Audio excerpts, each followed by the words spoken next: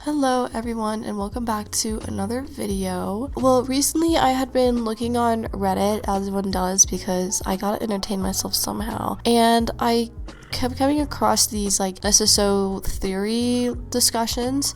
I found those really interesting, so I just wanted to share some of my favorite ones that I found. I'm not going to be sharing like who wrote them just because I don't know if they wanted their Reddit names to be shared or anything like that, so I'm just gonna be reading some of my favorite ones and discussing them with you because I think they are really interesting. So yeah, let's just get right into it. So today we're going to be training Miss Beyonce here, so let's start over here. And before I start, I just want to say, like, when I first started this game, I was not really into the story of the game. Like, I didn't really read the story quests. Like, I kind of skipped through them. So I actually, years later, after I already did like all the story quests, I went back and like read through all the lore and like really got into the storyline. So I didn't used to be really into the storyline, but I am now. So just reading theories like this is very interesting to me. But anyway, the first one says, I honestly have started to question if Garnok is evil, like we've been told. We've only had the druids tell us to go by, but they may be deceived as well. There's something seriously shady about the druids, and I don't trust them. And those statues in Silverglade and Vale. Oh my gosh.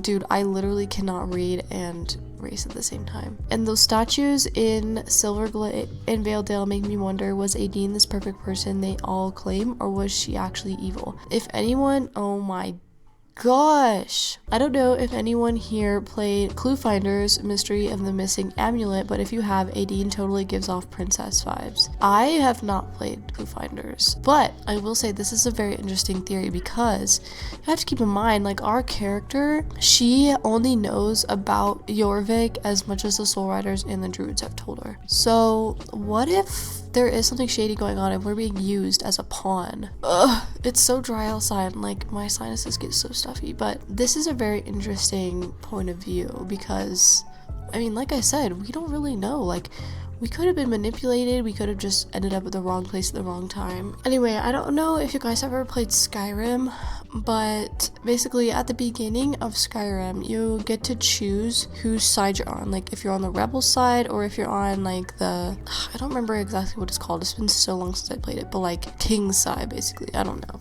It's I don't know, I remember what they're called. In Skyrim, like, both sides have their ups and downs. Like, they're both, you know, against each other for their own reasons. So like, either way you pick, it's a logical choice. So I wonder if, you know, this whole war between the druids and Garnok and all that, I wonder if it's something like that, because you don't get to choose. You come here on Jorvik and you're learning to ride a horse, and then you meet these soul riders and they're like, oh my gosh, we need your help. And I mean, I don't know. I don't really think that Garnok is good, but like, it is an interesting theory because, I mean, if you really think about it, we don't really have like the background knowledge. You know, we don't have the experience. We haven't been in Jorvik for as long as these other people have. So here's this other one I thought was interesting. They said, I have two about Catherine. I don't think she's dead. You guys don't remember Catherine, if I'm remembering correctly, is Justin's mother. And I think she died while giving birth to Justin, I think. I don't know. So the first one is, you remember the quest where Justin was saved and went to Southhoof to bond with some wild horses, and one of the horses came to him and he felt something familiar, a true bond. Maybe that's Catherine. I don't think a powerful soul rider just dies and that's it. Same with Elizabeth. With that one, okay, I think there's, I don't want to say beauty, but I think there's a little bit of, you know, humanization, I want to say, with the idea that even a soul rider can die, and like, even their lives like are short and they have to, you know, live with intent and stuff like that. I don't know, maybe I'm probably looking, I failed that. I'm probably looking way too deep into it, but this is interesting. And I honestly, I don't know if anything really ever came out of that, like when he felt like a special bond with her and stuff, like with the horse. that was interesting. I remember that standing out to me, and I kind of want to know what that was about. And then 2, the butterflies of Mistfall are the same ones as the Catherine's memory butterfly, and Mistfall feels like a great place to be a retired soul rider in. This is interesting too. I also noticed this, but I kind of just assumed that they didn't want to create a whole new butterfly, and so they're just reusing the same texture. But I don't know. It could be that she's there. But my question is, why would she be hiding there, especially when she has a child? Like, why would she abandon her child and her husband to be a retired soul rider? Like, I want to know, like, if something like that is what's going on, like, why would she do that though? You know, like, there doesn't seem like a huge logical reason as to why she would want to leave her child. So I don't know. I don't really believe this one. I think it's a nice part of the story that Catherine, not nice, obviously it's very sad, but like, I think it's an important part of the story that Catherine is gone. If they revealed that she was actually alive, I'd honestly be like, what the heck?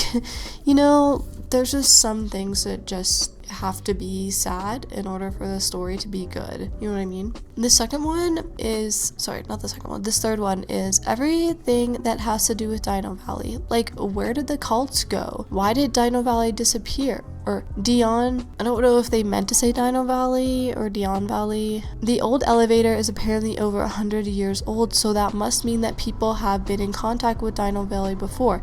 But why did it stop being used? And what made people forget about Dino Valley? Okay, this is really interesting because I've heard lots of people say, like, Dino Valley is so mysterious, blah, blah, blah, blah, blah. So, what if, like, the people that were in the Dino Valley, like, hundreds of years ago, what if, like, the dinosaurs or dragons, whatever it was, came and, like, wiped them out? Or what if they had to go into hiding or something? What if they went further north into Jorvik to, like, leave Dino Valley? And I didn't ever play during the time that the cults were, at least I didn't play that far into the storyline, so I don't really know much about the cult, so I can't really speak on that. But what I will say is, yes, that is very mysterious how they talk about how the, you know, Dino Valley is like one of the older places in Jorvik. But if I'm gonna be honest, Dino Valley doesn't seem like a great place to live. You know, like, there's literally nothing there. You can't grow food there. You can't really do much there. So what if they did move further north? Like, maybe they made it through Ashland. Maybe, I don't know. But I'm thinking they might have moved further north and went into hiding. Or maybe, I don't know, maybe they had to go into hiding. I'm not sure. But either way, yes, I hope that we get more quests surrounding Dino Valley and, like, lore about Dino Valley. And I really hope that they open up a new area this year, because especially, like, either like north of the Bear Nest racetrack or up by Dino Valley, because there's so much, like, during the quest, like, they talk so much about those parts of Jorvik, but you never really get to go there or see anything, or, like, they just kind of die off. So I don't know. This one was interesting. This one said, I think our starter horse is Catherine reincarnated. I thought this was interesting because at first I was like, well, that's kind of ridiculous, but when we first get to Jorvik, right, we get this special bond with our starter horse and it becomes our soul horse. And what if it's Catherine that is, you know, just trying to help her son and knows that we need to be brought here and encouraged by our quote-unquote starter horse or soul horse or whatever, in order to do that, because our starter horse helps us a ton during our quest, especially when we have to go save Justin and stuff. So this is interesting. I don't know if I really would get into this one, but it is an interesting train of thought. And I'm glad someone thought of it, because I don't think I would have. This one says, I remember seeing a theory on someone's blog ages ago about how Garnok could have been hunted or captured by Aideen or druids from Earth, and that's why he's attacking us. I can't quite remember how it went, but it was based on a series of engravings either on one of the old games or from a story quest. I wish I could find the original blog post again.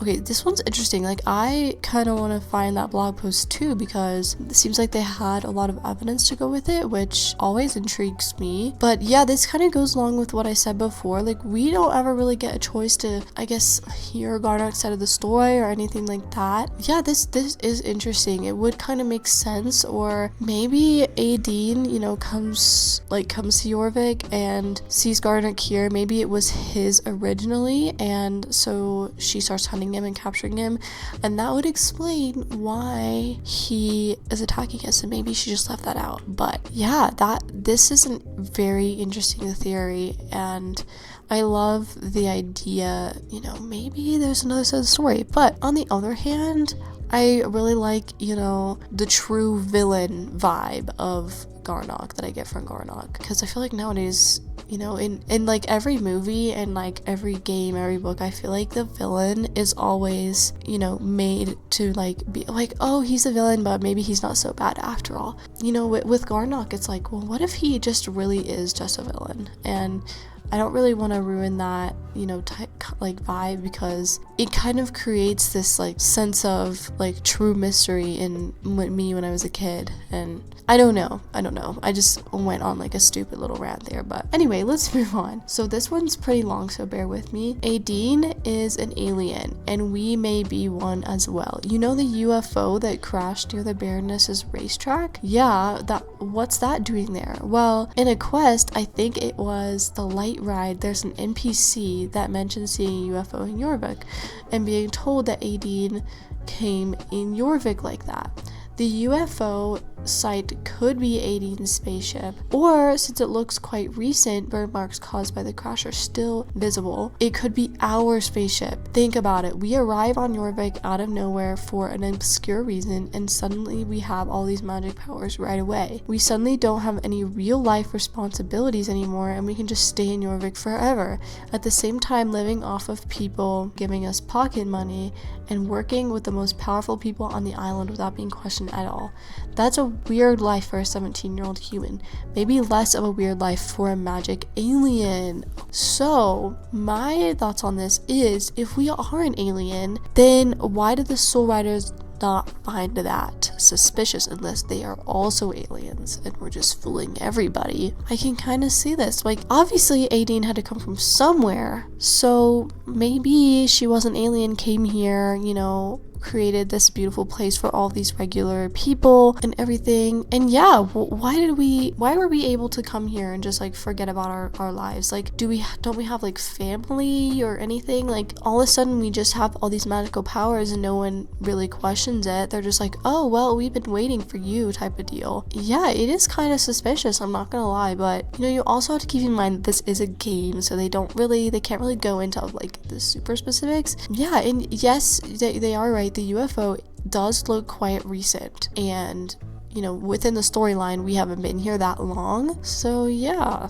this is interesting, and it would make sense if we came from maybe we came from the same place that Aideen came from, or that the Soul Riders came from. Really, the bad guys, and maybe Garnok is really the, you know, native to this land, and maybe we are just stealing his land. I don't know. Anyway, I think I'm gonna go do this champ. I've been trying to do champs and then like save up my mail, like not open the champ mail, so that I can have some spending money for the equestrian festival, which by the way is in 1 week. I'm so excited. Hopefully I can get this video up today, but I'm definitely like really excited for the equestrian festival. Here's another one, that the Rune Runner is Elizabeth reincarnated. It is a ginger just like her. I don't like this theory. I don't like this theory at all. I don't agree with it at all. I don't know if it's because I don't like the Rune Runner. It's so ugly. Maybe it's just because I don't like the North Swedish horse, but no, like, I do not like the Rune Runner. It's so ugly. Like, it took me like a year, I think, to get it. Very long time, because I honestly did not care.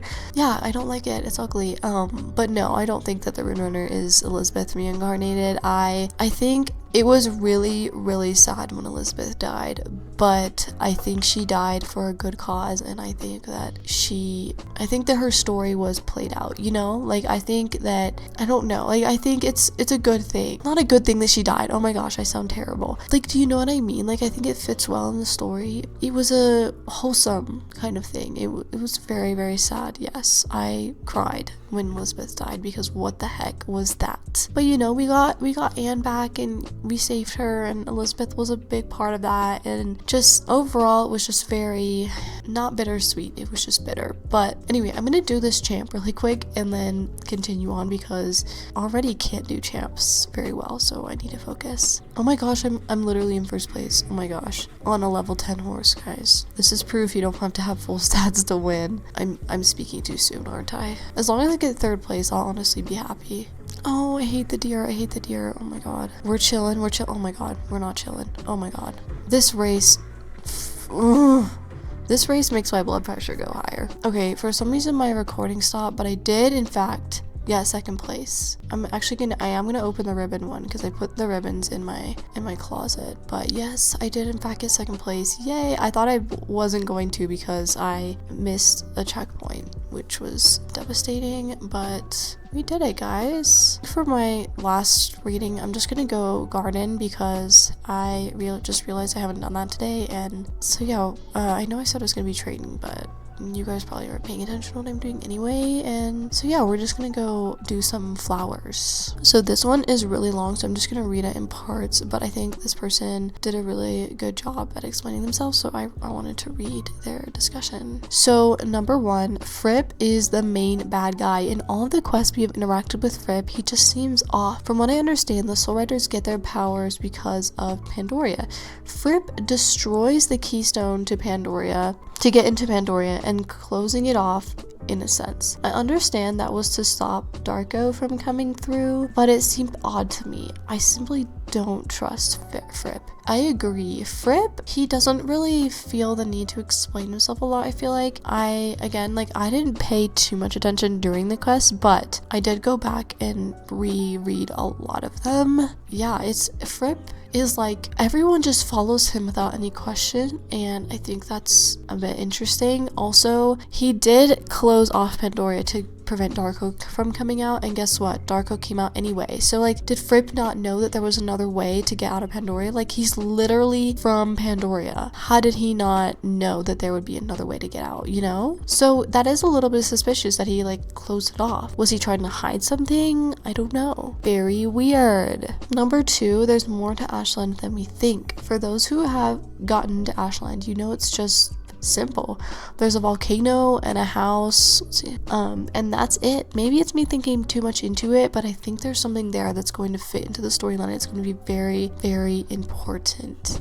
I have actually gone into Ashland, and it literally was not even on purpose. Like, Ashland is closed off, yes, but it's like really easy to get into. Like, you just like jump in the right spot and you're in there. Like, it's not even that you have to like cheat or glitch to get in there. Like, I swear, the first time I went in there, I was literally questing in Dino, and I reached that spot and I like tried to run through it because why wouldn't I try to run through it? Because I want to know what's on the other side. And literally I just like popped out on the other side. I was like, what the freak? And I was honestly a little scared that I was gonna get like banned or something for being in there. But lots of people have been in Ashland, but yeah, it's very, very simple. It's just like a volcano, a little house, and like a trail.